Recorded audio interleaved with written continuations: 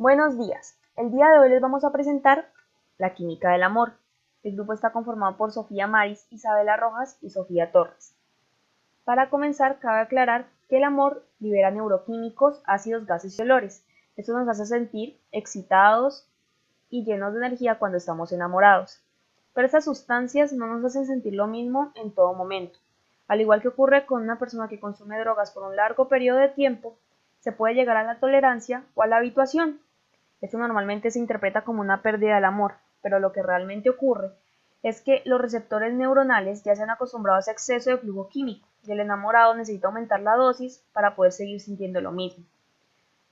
En una ruptura amorosa también se necesita pasar por un proceso de recuperación para llegar a los niveles normales del flujo químico y recuperar la estabilidad. Las etapas del amor. La primera etapa es el deseo.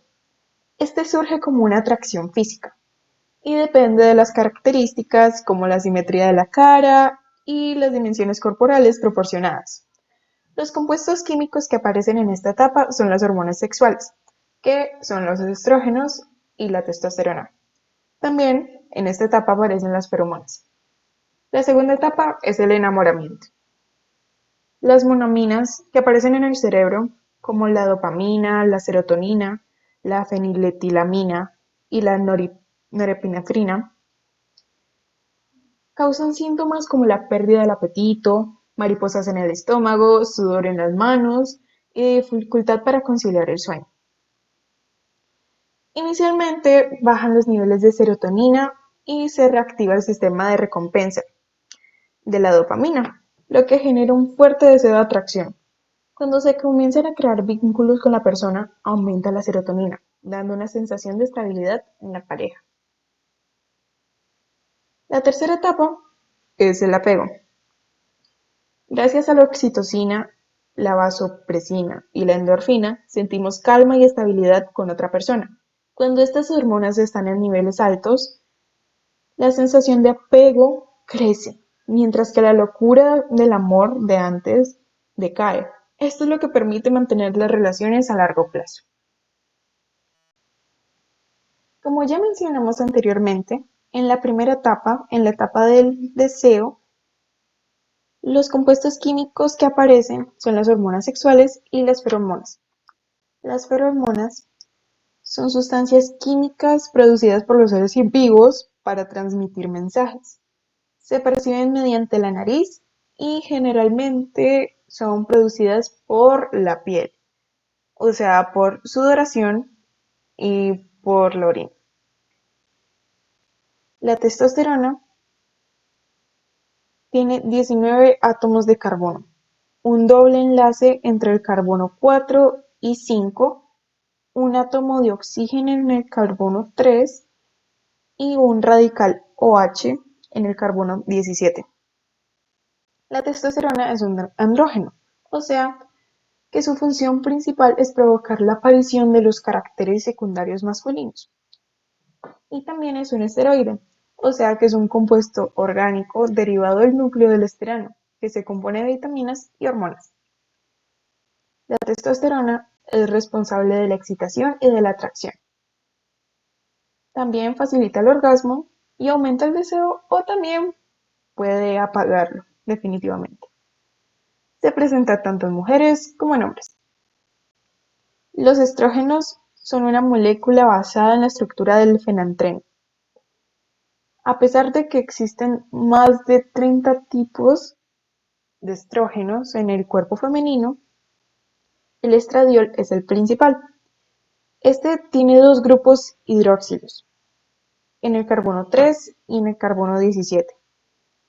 Es derivado del colesterol y está formado por tres anillos ciclohexanos y un anillo ciclopentano. Tiene 8 átomos de carbono y tiene 3 doble enlaces en el anillo A. Se considera la hormona de la reproducción y desarrolla características sexuales secundarias y también aumenta el deseo sexual.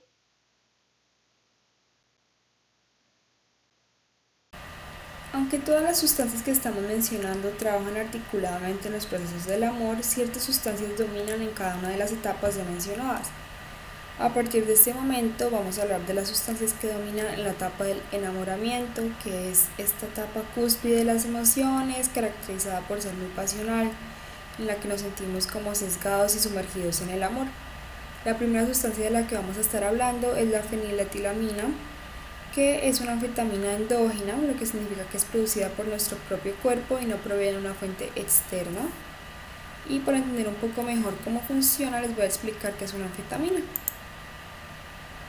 Una anfetamina es una amina simpático-mimética, lo que significa que estimula el sistema nervioso simpático, que es el encargado de todas estas reacciones de alerta, por lo que entendemos que causa una fuerte estimulación. Además, viene acompañada de una liberación de catecolaminas endógenas, que más adelante les estaré explicando a detalle qué son, cómo funcionan, qué reacciones tienen en nuestro cuerpo. Pero en términos generales podemos decir que causan una sensación de bienestar, placer y también como de alerta. Hay muchas sustancias que se consideran anfetaminas. Como les comentaba, estas pueden ser endógenas o exógenas.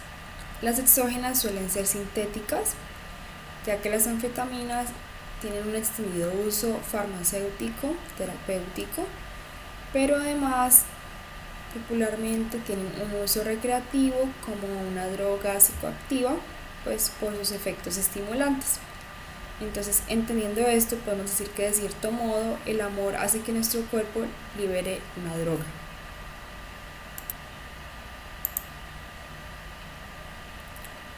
Su nomenclatura IUPAC es 2-feniletilamina. Es una amina aromática bastante simple y además un alcaloide. Los alcaloides son compuestos nitrogenados que se caracterizan por ser estimulantes. Su estructura es un anillo complejo, como podemos observar aquí, lo cual es curioso porque es muy similar a la estructura de otras drogas como el LSD y la morfina. Su importancia radica en que desencadena la secreción de una serie de neurotransmisores como la dopamina, entre otras, que en términos generales producen en el cuerpo una sensación de bienestar o placer. Estudios han demostrado que tiene una duración en el cerebro de 3 a 4 años, que es el mismo tiempo que se indica a la pasión, lo cual claramente no es coincidencia.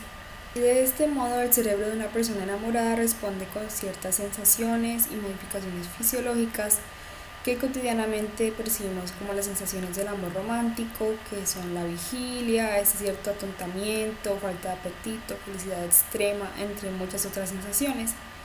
Y lo curioso es que estas mismas sensaciones se producen con el consumo de ciertas drogas como el cannabis, setas de la risa y otras anfetaminas.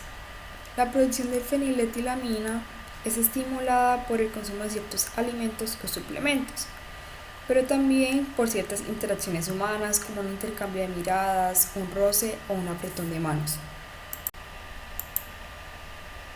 Las siguientes sustancias de las que les voy a estar hablando se liberan gracias a la acción de la feniletilamina.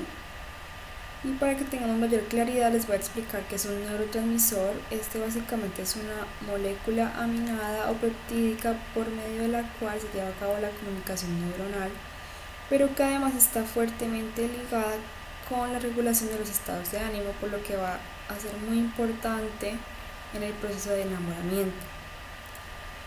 Bueno, la primera sustancia de la que vamos a estar hablando es la dopamina, que efectivamente es un neurotransmisor. Su fórmula molecular es C8H11NO2 y es una monoamina del grupo de las catecolaminas, que les voy a explicar a profundidad qué las caracteriza. Las monoaminas son neurotransmisores y neuromoduladores que tienen un grupo amino que está conectado a un benceno por una cadena de 2 carbonos. Se producen a partir de aminoácidos aromáticos y hormonas tiroideas.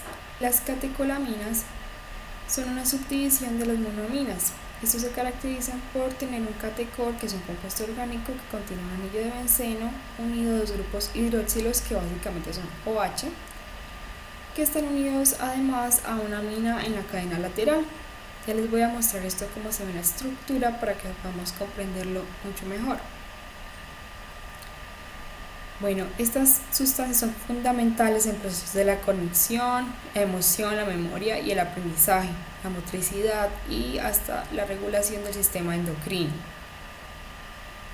Bueno, aquí podemos apreciar la estructura. Aquí tenemos el benceno, los dos grupos hidroxilos y nuestro grupo amino.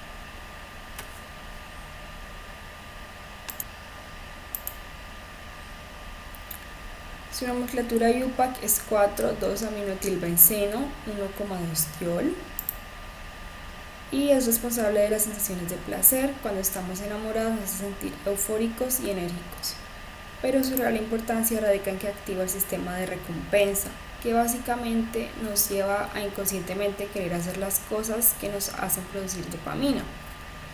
Y en últimas, esto termina siendo un sistema biológico que busca garantizar nuestra supervivencia y la de la especie, por lo que nos va a llevar a realizar acciones muy simples como comer o mantener relaciones sexuales.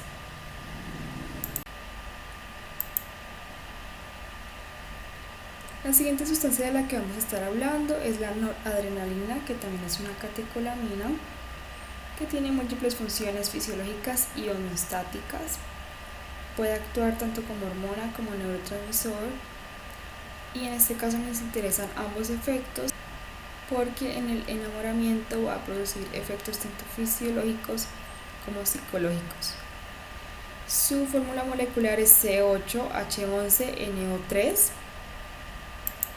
y su nomenclatura IUPAC es 4IR2-amino-1-hidroxietilbenceno, 1,2-diol. Induce un estado de euforia y excita al cuerpo. Entre sus efectos fisiológicos tenemos que baja la presión arterial y profundiza la respiración, provocando este efecto como si el corazón se fuera a salir del pecho, además de los nervios, las sonrisas, el rubor, la sudoración en las palmas, entre otras sintomatologías del enamoramiento.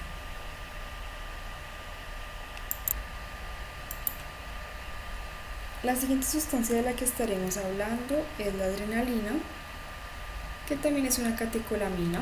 Su fórmula molecular es C9H13NO3 y se produce en las glándulas suprarrenales. Su nomenclatura IUPAC es R4-1-hidroximetilaminoetilbenceno, 1,2-diol. En este caso vamos a ver principalmente efectos fisiológicos que se caracterizan por poner al cuerpo como en un estado de alerta y exaltación. Tenemos, por ejemplo, un aumento en la concentración de glucosa en sangre, un aumento en la tensión arterial y un aumento en el ritmo cardíaco. Además, dilata la pupila, aumenta la respiración y estimula el cerebro para que produzca más dopamina, activando nuevamente este sistema de recompensa que ya les había mencionado. De las sustancias que dominan la etapa del enamoramiento, la siguiente será la última en la que estaremos hablando, y esta es la serotonina, que también es una monoamina, pero no es una catecolamina como las anteriores de las que hemos estado hablando. Ese es otro tipo de monoamina que ya les estaré explicando. Su fórmula molecular es C10H12N2O y se trata de una indolamina, que es una monoamina que se caracteriza por ser bicíclica, o sea que consiste de 2 ciclos. Uno de estos es un anillo de 6 miembros, que es un benceno, unido a otro de 5 miembros, que es un pirrol, y se sintetizan a partir de triptofano, que es un aminoácido esencial. Ahora les mostraré su estructura. Lo que podemos observar por aquí es el indol. Aquí tenemos el benceno y el pirrol. Y lo que observamos por aquí es como tal la serotonina, que pues como podemos observar tiene el grupo pirrol junto con otras estructuras que son características de la serotonina. Su nomenclatura IUPAC es 3,2-aminoetil, 1H-indol, 5-ol. Es de gran importancia en la regulación del humor y el estado de ánimo de las personas y causa una sensación de bienestar, optimismo, buen humor y sociabilidad. Cotidianamente se le llama como el neurotransmisor de la felicidad. Además, este neurotransmisor es característico por inhibir sensaciones de ira y agresión, y niveles bajos de él se asocian con la depresión y la obsesión, que son sintomatologías características del desamor. Pero esto no es casualidad y les voy a estar explicando por qué sucede esto. Cuando tenemos una ruptura amorosa, sentimos tristeza, desasosiego y en ocasiones incluso rabia. Esto sucede porque disminuyen abruptamente los niveles de todos los neurotransmisores anteriormente mencionados. Y considerando que nuestro cerebro estaba acostumbrado a un flujo incluso mayor a los niveles normales de estos neurotransmisores, es entendible que nuestro cerebro necesite un tiempo para adaptarse a los nuevos niveles. Mientras esto suceda, vamos a vivir como una especie de síndrome de abstinencia. Pero cuando nuestro cerebro por fin alcance este equilibrio químico, vamos a volver a sentirnos bien con nuestros niveles normales de estos neurotransmisores. Para facilitar este proceso se recomienda realizar actividades o consumir alimentos que estimulen la producción de estos neurotransmisores. Por ejemplo, se recomienda el consumo de chocolate porque este favorece la liberación de feniletilamina. También se recomienda realizar actividades como yoga o algún deporte, incluso bailar. A continuación estaremos hablando de las sustancias involucradas en la creación de lazos y el apego. La oxitocina, cuya fórmula molecular es C43H66N12O2S2, es una sustancia química que funciona como una hormona en el cuerpo y como un neurotransmisor en el cerebro. Se produce principalmente en el hipotálamo, que es un área del cerebro muy relacionada con la regulación emocional. Los efectos de la oxitocina pueden ser tanto físicos como de comportamiento social. En este caso nos vamos a centrar más en la parte de comportamiento social, pues es la que tiene más relación con el amor. La oxitocina es un péptido, es decir, que está formada por la unión de un número reducido de aminoácidos, en este caso de 9 aminoácidos, por lo que se le denomina un nonapéptido. La secuencia de aminoácidos que posee es cisteína, tirosina, isoleucina, glutamina, asparagina, cisteína, prolina, leucina y glicina. Además, en la parte estructural podemos ver que hay un puente de azufre entre las dos cisteínas. Al mencionar aminoácidos hacemos referencia a las aminas. Por lo tanto, se habla de una asociación entre nitrógeno e hidrógeno. Neurólogos expertos como Garrett Lang creen que la oxitocina ayuda a forjar lazos permanentes entre amantes tras la primera oleada de emoción. También se conoce como el neurotransmisor de la confianza y se libera en grandes cantidades durante el orgasmo y en más pequeñas cuando se cogen de las manos. También se sabe que es una sustancia endógena, pero funciona como una sustancia exógena. Sustancia endógena porque es una hormona, se produce por el propio cuerpo, y es una sustancia exógena como las drogas, liberando neurotransmisores como la dopamina, la noradrenalina o la serotonina. Esos permiten inundar al cerebro de feniletilamina. También se sabe que este compuesto puede durar hasta 4 años en el cerebro según Klein y Leboitz, que hicieron un estudio, y que el chocolate tiene grandes cantidades de esta sustancia. Nosotros, a diferencia de los reptiles, producimos esta sustancia todo el tiempo. Ellos solamente la producen en el acto sexual, por eso ellos solamente se juntan en las épocas reproductivas, en cambio nosotros tendemos a formar lazos familiares, a hacer camadas, pues los mamíferos en general. También la oxitocina se puede ligar a las ideas, los prejuicios, los valores, las experiencias, las expectativas o las fantasías que tengamos, pero siempre sigue en la línea de que entre más contacto haya, más oxitocina y más confianza pues va a haber entre las personas. Pero también tenemos que tener en cuenta que las expectativas o la imaginación también juegan como una forma de contacto. Por lo tanto, cuando los enamorados no cumplen las expectativas que tiene el otro, esta puede llevar a la frustración. Además, el contacto con la expareja puede revivir esa pauta de conexión entre las neuronas, y por eso la mayoría de psicólogos dicen o creen en la terapia del todo o nada, es decir, acabar con todo el contacto que se tiene con la expareja para poder superar esta ruptura. La oxitocina también juega un papel importante en los celos. pues el cerebro de cualquier mamífero, ante cualquier pérdida de confianza, pone esto como una emergencia potencialmente mortal, liberando cortisol, que es la sensación que experimentamos como miedo, pánico o ansiedad. En los seres humanos, el cortisol convierte las expectativas frustradas o la falta de confianza en situaciones de emergencia, más conocidas como celos. La vasopresina, cuya fórmula molecular es C46, H65, N15, O12, S2, tiene una estructura muy similar a la oxitocina, pues ambas son nonapéptidos con un puente de sulfuro y una secuencia que tan solo difieren 2 aminoácidos, pero sus funciones son diferentes.